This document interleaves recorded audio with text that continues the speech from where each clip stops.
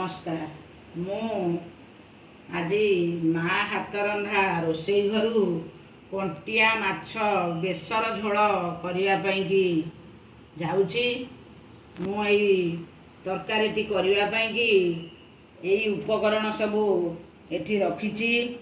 देखंतु मसला पाई 2 चामच सोरिष छोट चामच रे, 1 चामच जीरा, 5-7 पाखुड़ा रसुण, 1 छोट पियाज, 3टी सुखिला लंका, 2टी कंचा लंका, लुण, हलदी, जीरा, लंका पाउडर। मु जो उपकरण रखी मसला करने रखी जेहेतु शिଳରେ बाटे से मु सेई मसला को बाटिकी एठी रखी देइछि। एई माछ कंटिया माछ मध्य एठी रखी। वर्तमान मु कड़ाई रे 2 चामच सोरिष तेल पकई दउची। तेल वर्तमान गरम हो गला।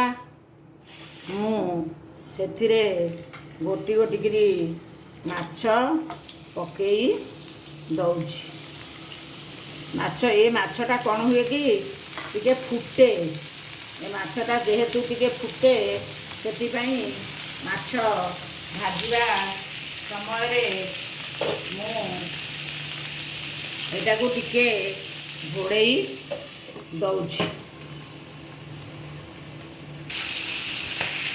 माछ को एबे आमे घोड़नी खोलिकी लेउटे दबा। माछ बहुत फुटे, डर लगुच लेउटेया। बहुत जोर फुटिकी पूरा देह को छिटिकी पड़ी फोटका देह फोटका हो। नदीर माछ जीवंता माछटा नदीर जीवंता माछटा से बेसी फुटुची।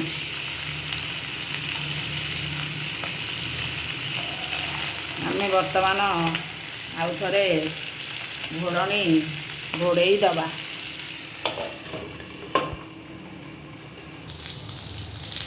वर्तमान देखंतु माछ ओलट पालट कला परे माछ पूरा लाल लाल होइकिरी भाजी जाइछि।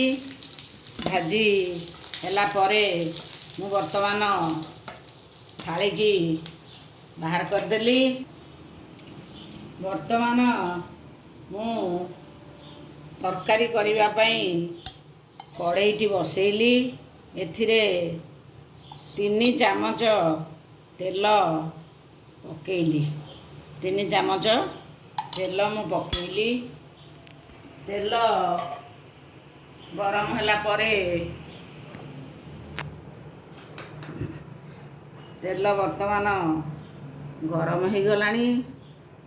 मुझे तेल को चारिपटे बुलेई देवी।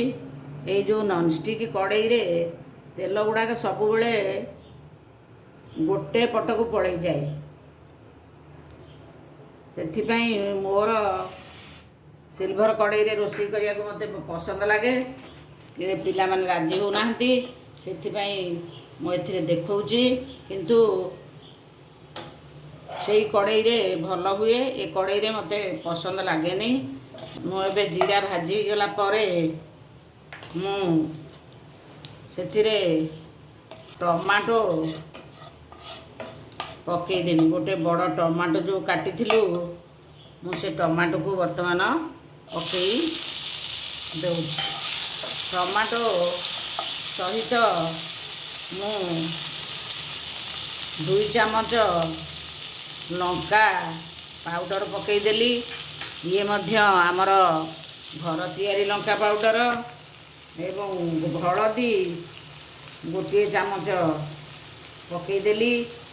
हलदी मध्य आमे खंड हलदी किनिकिरी ताको कुंड करिकिरी मेसिन रे आणु।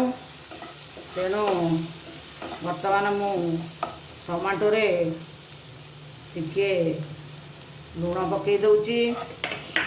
लुण पकईला परे जो सोरिष रसुण जीरा ये सब बाटी मुझे पकई ଦେଉଛି।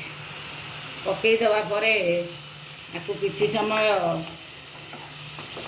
ଘାଣ୍ଟିବାକୁ ପଡ଼ିବ, କିନ୍ତୁ ବେଶୀ ସମୟ ନୁହେଁ। କାହିଁକି ନା ଯେହେତୁ ସୋରିଷ ବଟାଟାକୁ ଯଦି ଆମେ ଅଦା ମସଲା କଷିଲା ବାଗିଆ କଷିବା ତାହା ପିତା ହେଇଯିବ। ତେଣୁ ମୁଁ କିଛି ସମୟ ଖାଲି ଘାଣ୍ଟି ଦେବି। କିଛି ସମୟ ଘାଣ୍ଟିଲା ପରେ ଆମେ ଆବଶ୍ୟକ ମୁତାବକ ପରିବାରକୁ ଦେଖିକିରି ପାଣି ଦେଇଦେବା। ମୁଁ କିଛି ସମୟ ବର୍ତ୍ତମାନ ସୋରିଷଟାକୁ ଘାଣ୍ଟୁଛି, ଆପଣମାନେ ଦେଖୁଛନ୍ତି। ମସଲା ଗିନାରେ ଯେଉଁ ଲାଗିଥିଲା, ପ୍ରଥମେ ମୁଁ ସେ ଗିନାର ପାଣିଟାକୁ ଦେଇଦେଲି। ପାଣି ଦେଲା ପରେ ଆଉ ମସଲାକୁ ଆମେ କଷିବା ନାହିଁ। ବର୍ତ୍ତମାନ ମୁଁ ଦରକାର ମୁତାବକ ପାଣି ଦେଇଦେଲି। ଏଇଥିରେ ଗୋଟିଏ ଗିନା ପାଣି ଦେଇଦେଲି। ଏତିକି ପାଣିରେ ହେଇଯିବ, ଝୋଳ ଯେତିକି ହେବ ହେଇଯିବ। ବର୍ତ୍ତମାନ ମୁଁ ଲୁଣ ପକାଇଦେଲି। ଫୁଟିବା ପାଇଁକି ଘୋଡ଼େଇ ଦେଲି। ବର୍ତ୍ତମାନ ମୁଁ ଘୋଡ଼ଣି ଖୋଲି ଦେଉଛି। ତରକାରୀ ମସଲା ଫୁଟିଲାଣି। ମୁଁ ଆମ୍ବୁଲଟା ଭୁଲି ଯାଇଥିଲି।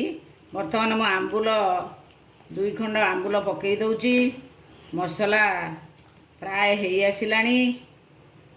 ବର୍ତ୍ତମାନ ମୁଁ ମାଛ ପକାଇ ଦେଉଛି।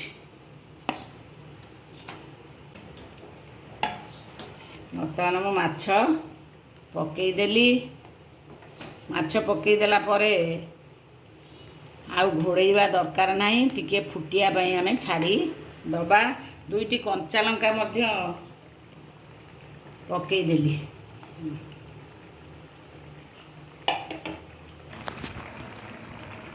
ବର୍ତ୍ତମାନ ଆମର କଣ୍ଟିଆ ମାଛ ବେସର ଝୋଳ ପ୍ରସ୍ତୁତ ହୋଇଗଲା। ଏବେ ମୁଁ ସେଥିରେ କିଛି ଧନିଆ ପତ୍ର ପକାଇ ଦେଉଛି। ଧନିଆ ପତ୍ର ପକାଇବା ପରେ ଗ୍ୟାସ୍ଟିକୁ ତରକାରୀ ଟିକେ ଗୋଳେଇ ଦେବା। ଗୋଳେଇ ଦେଇକରି ମୁଁ ଗ୍ୟାସ୍ଟିକୁ ମାଛ ତରକାରୀ, ବର୍ତ୍ତମାନ ଆମର ମାଛ ତରକାରୀ ପ୍ରସ୍ତୁତ ହୋଇଗଲା। ଆପଣମାନେ ଏଇସବୁ ମସଲା ଦେଇକରି ଏମିତି ତରକାରୀ ବନେଇବେ, ଖାଇବେ, ପରିବାର ଲୋକଙ୍କୁ ଖୁଆଇବେ ଏବଂ ମୋତେ ଲାଇକ୍ କରିବେ, ସେୟାର କରିବେ। ମୁଁ ଖୁସି ହେବି। ଏତିକିରେ ରହୁଛି। ଧନ୍ୟବାଦ।